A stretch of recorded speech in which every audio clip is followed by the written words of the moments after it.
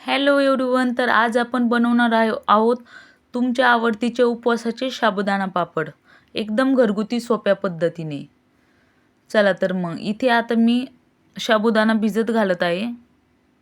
याचं आपण पाणी काढून घ्यायचे आणि आपण याला रात्रभर भिजत ठेवणार आहोत.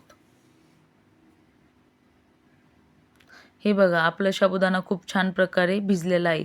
आता मी इथे एका पातेल्यामध्ये पाणी बॉईल करायला ठेवलं होतं. त्यामध्ये आता मी हा भिजलेला साबुदाणा ॲड करते. आता याला व्यवस्थित मस्त हलवून घ्यायचे. आता मी मोठ्या साईजचे 2 बटाटे घेते. याचा आता मी किस करून घेते. मस्त आपले 2 बटाटे किसून झाले आहेत. आता हे पण यामध्ये ॲड करायचे आहेत. व्यवस्थित त्याला हलवून घ्यायचे. आता आपण यामध्ये चवीनुसार मीठ घालूया.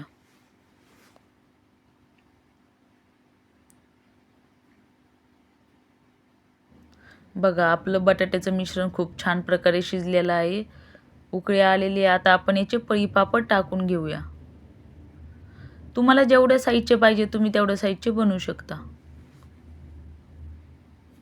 बघा, खूप सुंदर आपले झालेले आहेत. उन्हामध्ये ठेवायचे सुकायला. बघा, खूप सुंदर आपले पापड रेडी आहेत. आता आपण तळून बघूया.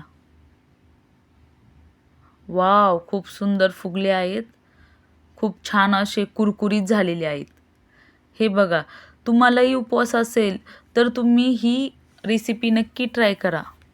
तुम्हाला ह्या पद्धतीचे पापड खूप आवडतील. Thank you.